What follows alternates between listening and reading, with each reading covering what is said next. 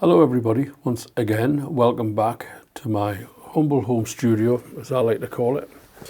The humble home studio in Newcastle. And I'm going to do another song surgery here, of course, was the idea. And Dopamine Disaster Part 2. Dopamine Disaster Part 1 is on the Light album. The smash album Light by Paul Rose, featuring Jim Drummond, Kenny Hutchison, and Rapid Bundrick, John Rapid Bundrick. Okay. So I think there's quite a lot of interesting stuff to look at on this, as we'll go through. Hopefully you'll see. And I mean, it's pitiful the amount of numbers who watch these videos, but what are you going to do? Sneeze. Sneeze, that's what I'm going to do. Okay. So, but I don't really care, because I think that the people who do watch, and I have consulted my statistics, my stats, and most people watch about 90 seconds and then they go somewhere else, look for something more exciting. But I think I'll probably be surprised if I got to 90 seconds with 99.999% of most videos on YouTube. So I don't think I'm special. Anyway, right, so Dopamine Disaster. Brendan O'Neill on drums. And let's start as we mean to go on. Now, a couple of things I didn't say on the Ninth Life song surgery, which I hope you watched and I hope you enjoyed.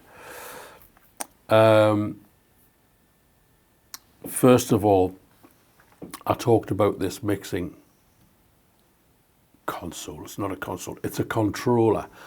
It doesn't have any preamps or microphone inputs or anything like that. It's literally one of these with faders. That's the best way to describe it. It's a glorified Microsoft keyboard, and everything that I can do here, I can do on the keyboard, but the Microsoft keyboard. But this has kind of it's laid out in a way that is like a mixing desk, but it's not got any power or any sound. It's got no amplifier in it. It's got no mic inputs. It's literally just a MIDI controller with nice moving faders and all of this, you know, so it's like a tape machine. That's one thing I didn't say. And there was a couple of other things that I didn't touch on in the Ninth Life song surgery. Most of you have probably stopped watching this video now and gone off to look at car explosions.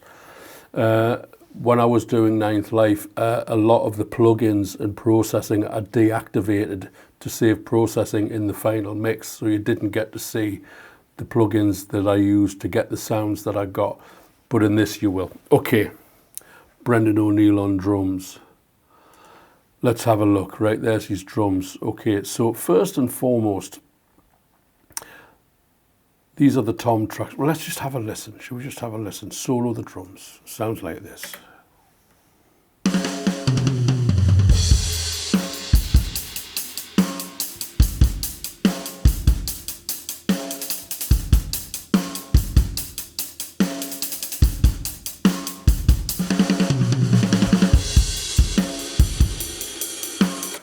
So let's have a look quickly at what I'm using on the kick drum.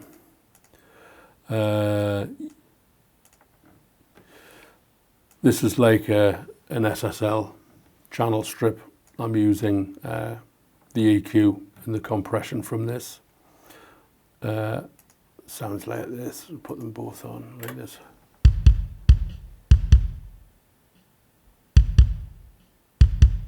Yeah.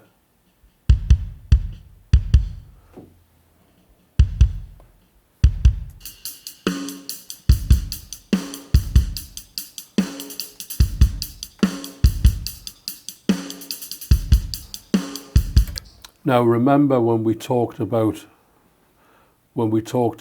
in the Ninth Life video about groups, and I would put 2 guitars through one group.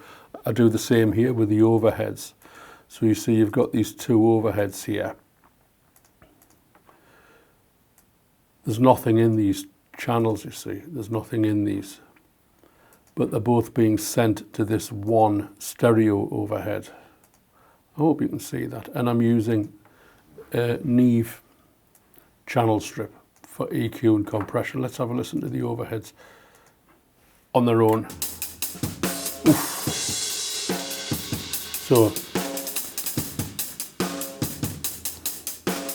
So for those of you who know, you'll be able to hear that there's a lot of compression on that, but that's compression. You can over compress, or you can really make drums thump, really punchy, which is what I'm doing here.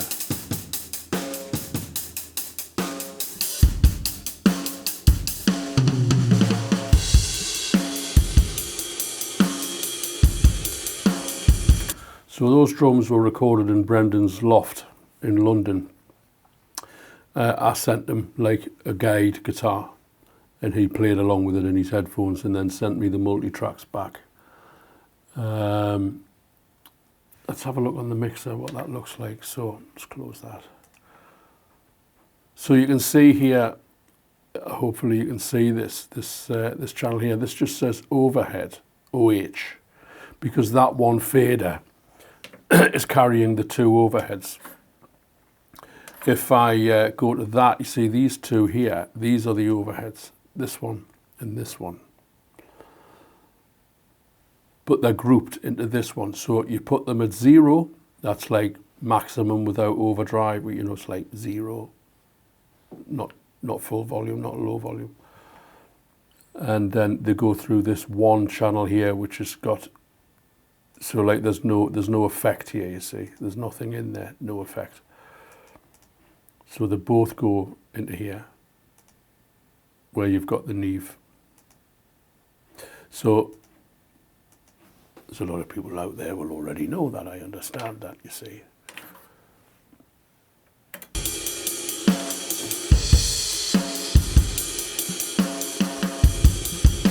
Really pleased with how those drums sound. I do the best with what I've got. I do what I can with what I've got, you know. So, right, well, let's have a listen to the bass guitar, shall we? I think we'll have a listen to the bass guitar. Where's the bass? Here he is. Okay, we're going to unfreeze the bass. We need to unfreeze the bass, ladies and gentlemen. What have we got going on here? Oh, right. We've got the, from Acoustica Audio, we've got the Black Guru, it's called. And I talked about this on the last one.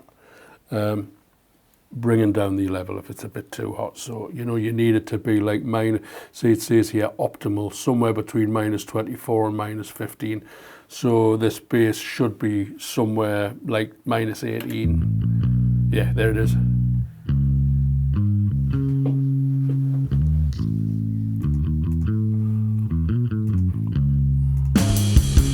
So we'll listen to the bass with the drums, and we'll have a look at the amp settings and that, see what I've done.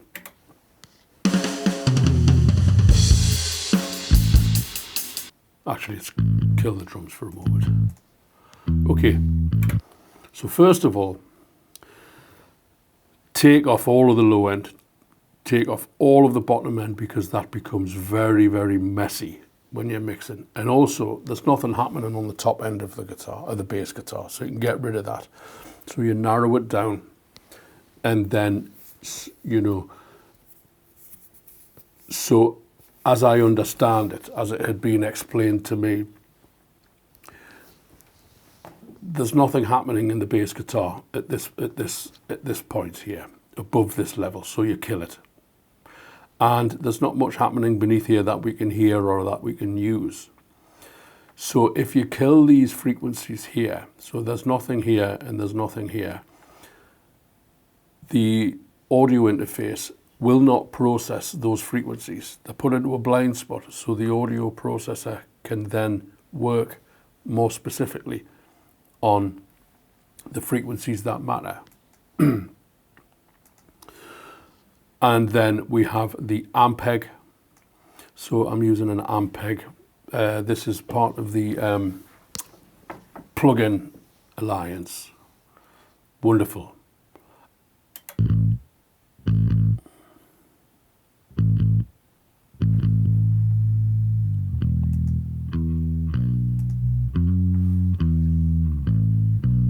And I'm using an 8x10 cabinet. Power soaks on full, input gain kind of at 2 o'clock. So, you know, I'm driving it, trying to get that kind of Chili Peppers, that aggressive Rage Against the Machine kind of bass sound, you know.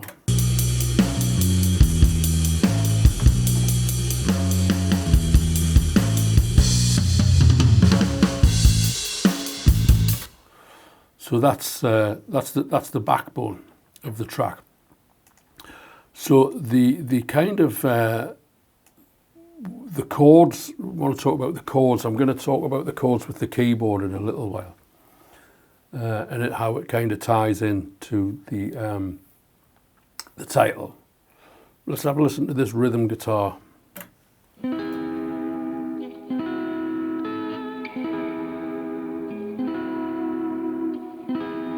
Yeah.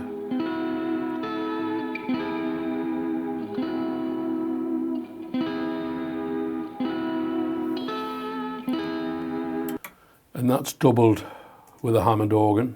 Sounds like this.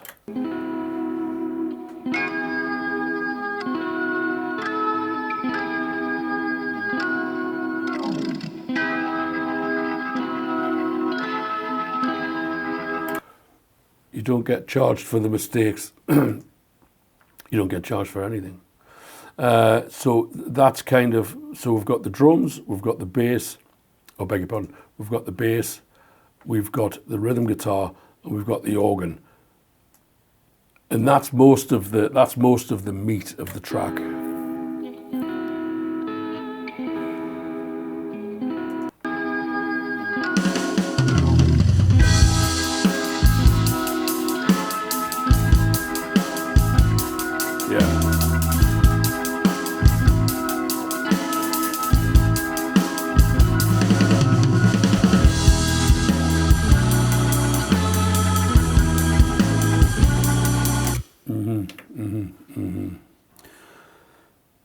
Right, let's have a look at the lead guitar. LSL Strat. Supposed to be called a Satnicoid and not upset Fender, but it's a Strat. It's got Lola 64 pickups in it. Sounds like this. Let's have a look at the amplifier. Oh yes, we're going to have a look at the amplifier. Oh yes, let's have a look at the amplifier. Right, so what are we using for the amplifier? Oof,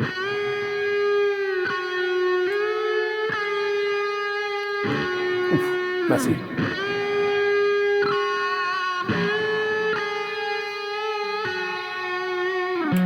It's maybe not as relaxed as I could have been recording this, because you just want to, you know. Anyway, so we've basically got this Fender twin amp. You've seen this before. If you've seen any of my YouTube videos, Song Surgery YouTube videos, 410.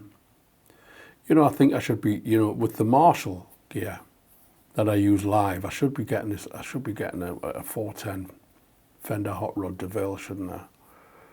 Little 40 wallet to put next to the Marshall. So anyway, you've got the 410. I'm using a compressor. That Marshall pedal's got nothing to happen. It's not happening. And then the Uncle Seymour Duncan power grid distortion.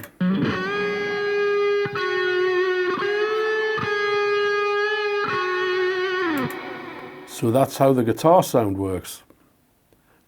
Bit of compression, distortion from the Seymour Duncan pedal into a Fender amp, into a 410 cab, into delay and reverb, and that's it. That's it. That's all that's happening.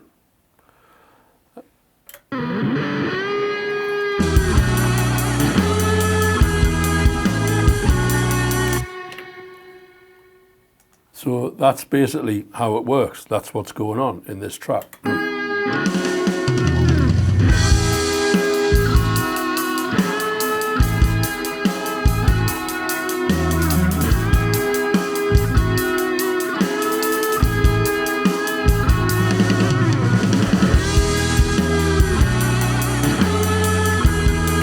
must say I'm disappointed with the numbers on this track. I thought more of you would have reacted and enjoyed this track because I think it's really good. Perhaps it's not. The chords are a little bit angular and the melody and the scales are a little bit jagged in places, and maybe that's a little bit not quite what the blues aficionado ear wants to hear. Shoot me down, cancel me, call me a in the comments.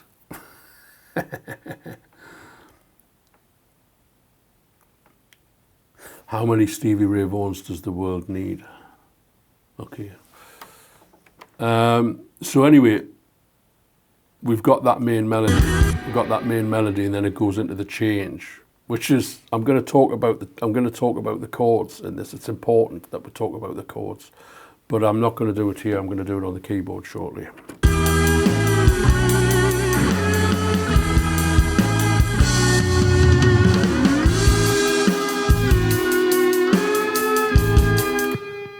So that melody is taken over by the ebow, this little gadget here. I didn't intend to have this to hand, but as it's there she blows. That's the ebow. It's like a magnet that vibrates the string. You put it over the string that vibrates. I know a lot of you know about these things already, but and that's how you get the sound. So the strat, the lead strat, is taken over by the ebow.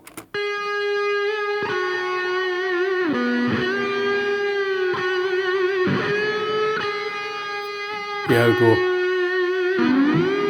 There.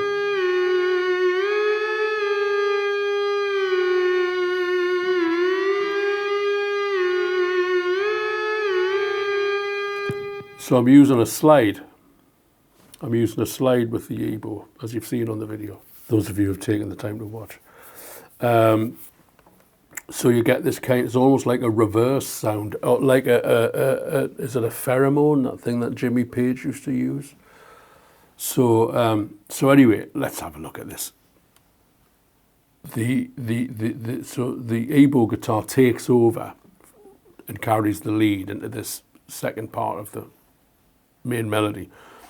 And then it goes to one side and the lead comes in the other side.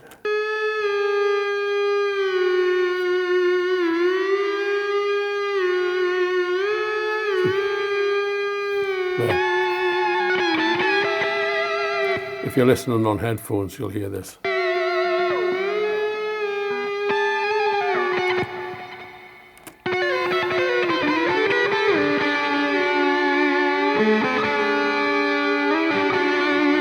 So it's a bit,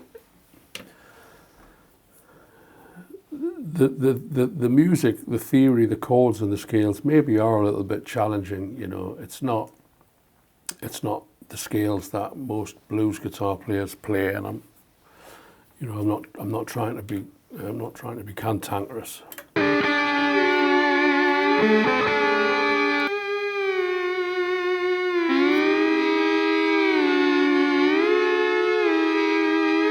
And then a second ebow comes in. Ebow, I bought it on eBay. Second ebow comes in.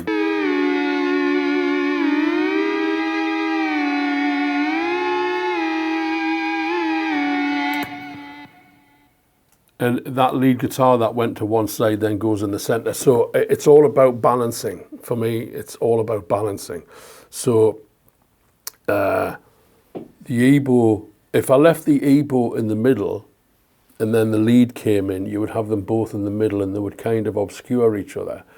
So I panned the ebow to one side and then I panned the lead to that side, so there's some separation.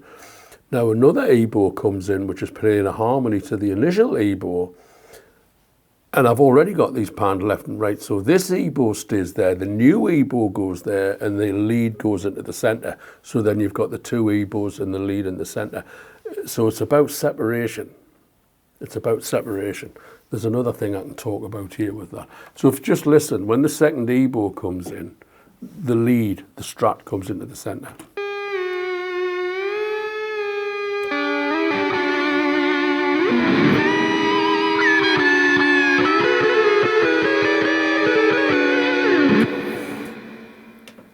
talked about this on previous song surgeries, which some of you may not have watched. Most of you probably may not have watched. Just like I've been saying with those guitars, panning and making space for one another. Let's take the overheads. Let's kill that. Let's take this overhead, okay, and let's take the percussion. You've got this tambourine comes in. Let's just solo the tambourine. Oh, hurry up.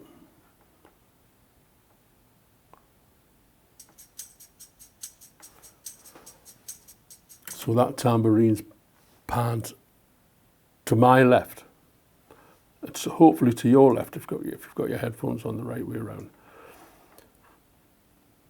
Now let's have a listen to the overheads. The hi-hats in that side.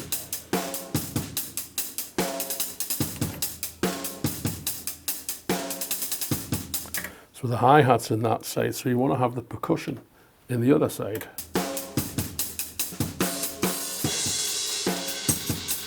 Yeah, hi-hats there, tambourines there.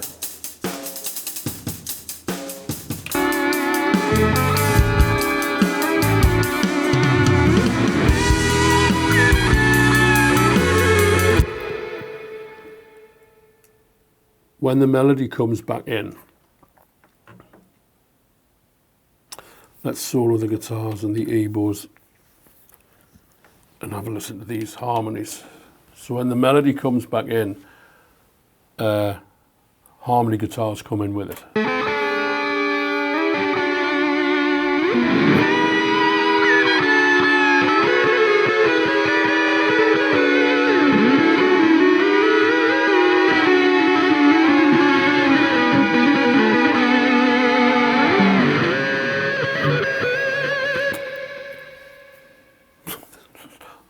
I hope you like guitars. And then we've got this, I'll tell you what we'll do. We'll have a look at the chords now. I want to talk about the chords specifically, and I need to go to the keyboard to do that. So we'll go over to the keyboard and then we'll come back and finish the story of the bulk of the track, okay? Okay, so the chords in the title of this track are connected. And I'll try and explain to you the idea of this. It's a two-note thing.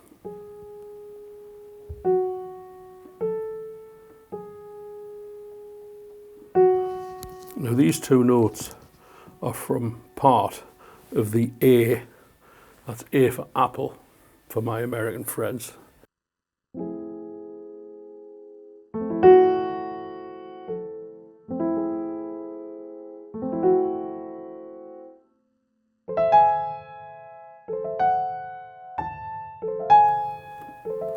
I'm not going to get into any of the theory of what these scales are. A melodic minor. These two notes are the notes that count. These two notes are also, I'm using them in the E mixolydian.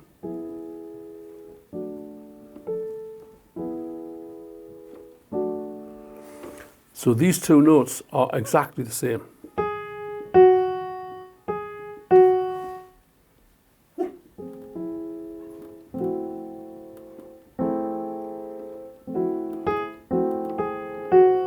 And then in the E,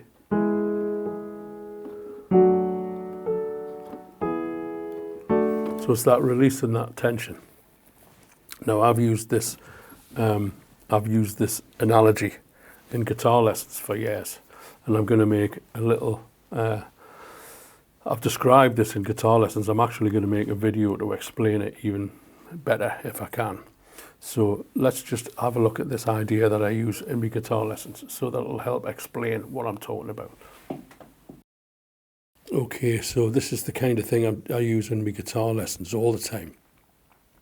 If we look at this white card, which is used for setting the white balance in a camera, okay, it's got a white light shining on it, it's a white card.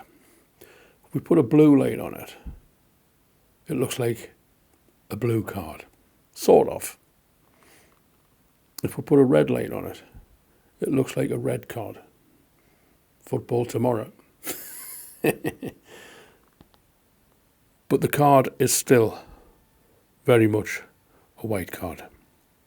And what I mean about those two chords, those two notes with those two different chords behind them, it is about having an effect on those two notes. The two notes do not change. This card does not change colour. It's what is surrounding it that gives it the appearance of changing colour. Yeah.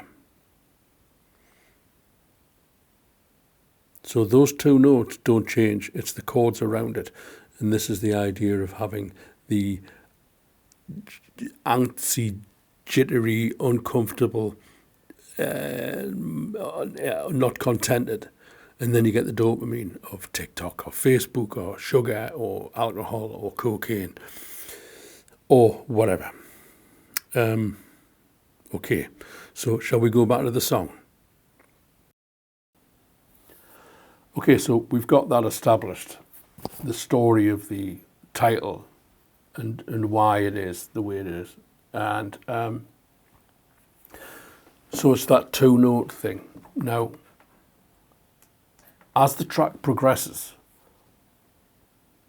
we go into a different key. We go into C sharp minor, and there's like this choir comes in. Now I've got to be honest. I think I messed the mixing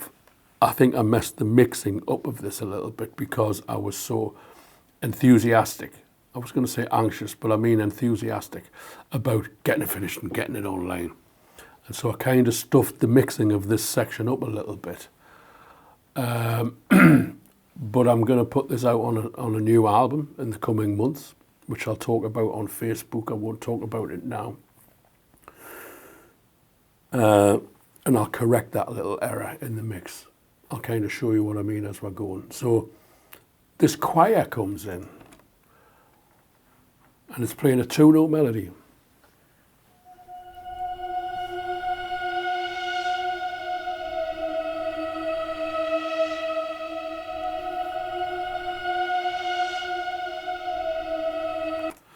Yeah, so, and the E-bow is also playing it.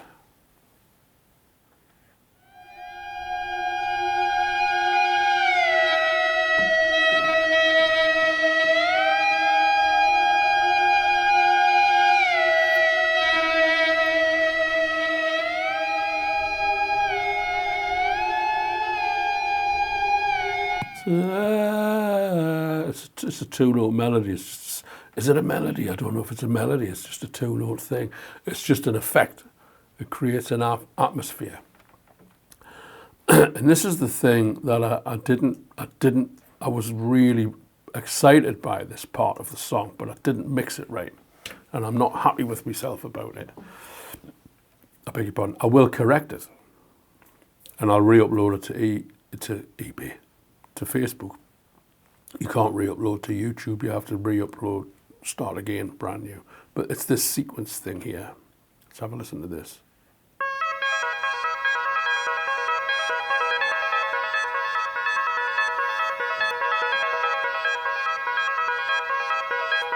So that really dances with the groove. And the reason you can't hear it is because I've got that choir in there. And you got a lot of guitars in there. So it sounds like when it's all in, this is what it sounds like. There's a lot going on in here. So let's have a listen.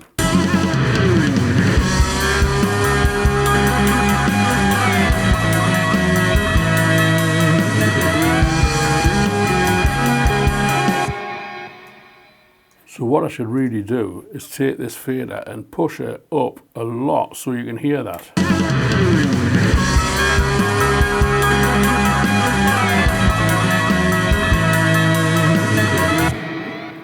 And what happens is it obscures the lead guitar. So I think I might need to sacrifice the choir.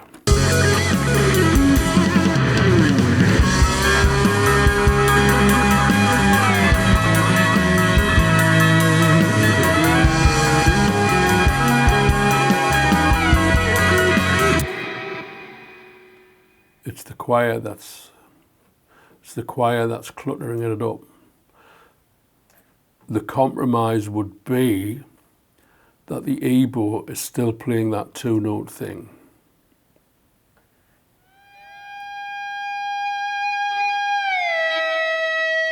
So that 2-note thing's still going on with the E-bow.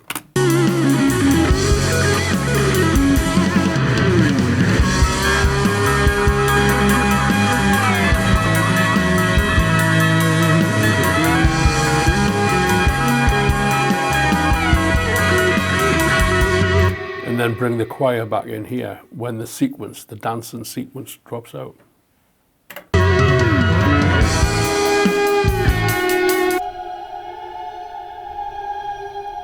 Ghostly.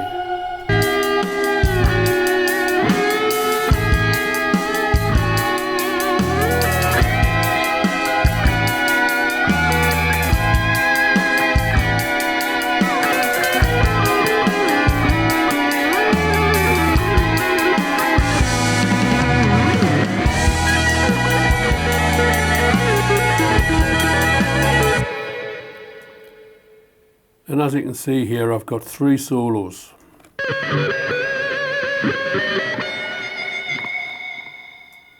I comped 1 solo from 3 solos.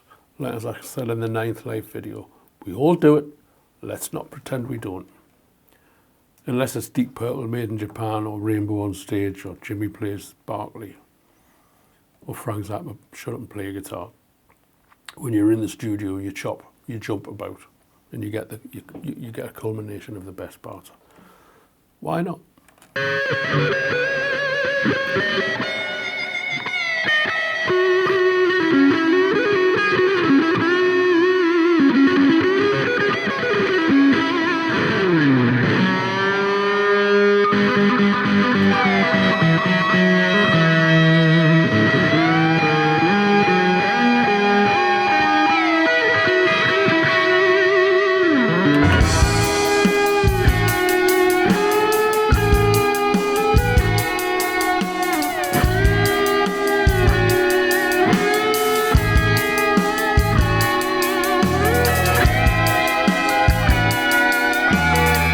So there's loads going on. There's loads going on with the guitars there. Let's have a listen to all of the guitars. Solo the 2 E-bows, solo the leads, solo the harmonies, solo the rhythms.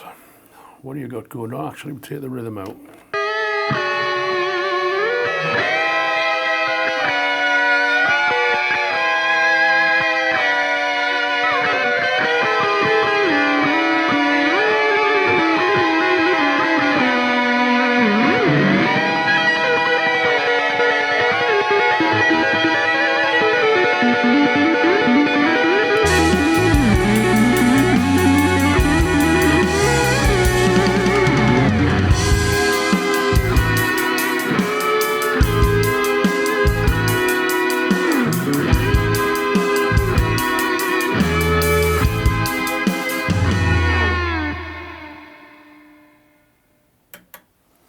That's it.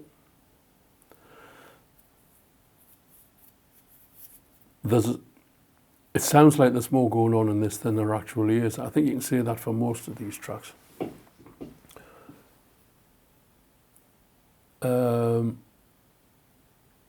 It's getting the sounds and the performances right that takes the time, you know. So I mean, if you listen to that, fantastic job by Brendan. I think he did these. I think Brendan did these in lockdown actually.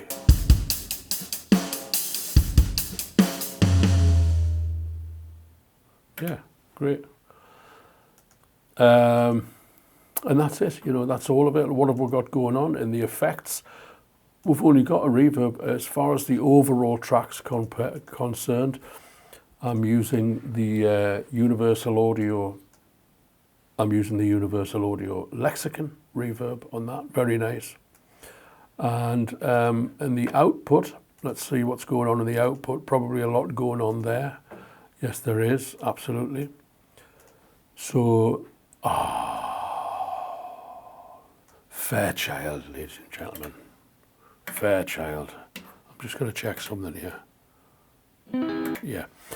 Fairchild compressor on the overall output, on the bus output. The reason it's called a bus output, it's exactly the same word as the word bus that takes lots of people to town. Everybody gets on the bus, 30 people get on the bus, and they go to town. So all of your channels, your kick drum, your snare drum, your toms, your bass guitar, your rhythm guitar, your percussion, your vocals, your lead guitar, they all get into the bus channel. And that one stereo thing takes all of those channels to town, or in this instance, to the speakers. So let's see, I would hazard a guess that these meters won't go back very far. It's really just you really just want it.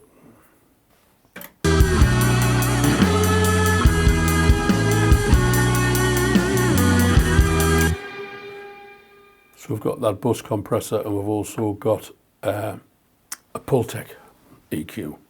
And the Pultec EQ is a famous old 1940s, 1950s piece of equipment. This is the Universal Audio one. I should put that bandwidth into the center, really. And this just kind of boosts the bass, boosts the treble, just everything, like on your hi-fi, when you boost the treble and the bass on your hi-fi.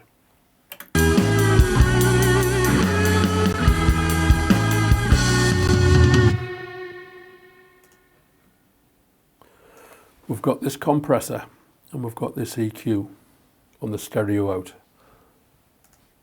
We've also got this thing called ARC4 from IK Multimedia, which is acoustic room correction, ARC4, acoustic room correction 4. This is switched off because I'm listening through the headphones. We don't want to be listening to the room correction through headphones because we're not listening to it in the room. So we're listening to it as it would go out to YouTube or a CD or whatever. So ignore him. And what we've got is the compressor and the EQ. Let's have a listen to this track without the compressor and the EQ on the output bus. And you'll understand why in the days of old, people would spend, or maybe they still do, I think they do actually, spend a lot of money on getting the right person to master your records. A guy called Bob Ludwig mastered all of Frank Zappa's, and he also masters Sting's stuff as well. Amazing. So I'll count 1, 2, 3, 4 and bring it in so you can hear the difference. So we'll listen to it without, and then I'll bring it in.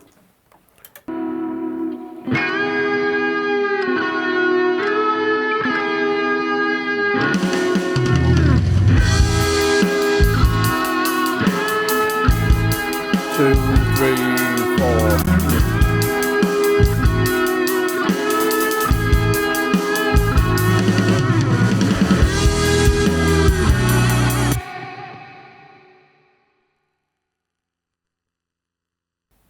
So anyway, that's it. That is the Dopamine Disaster 2.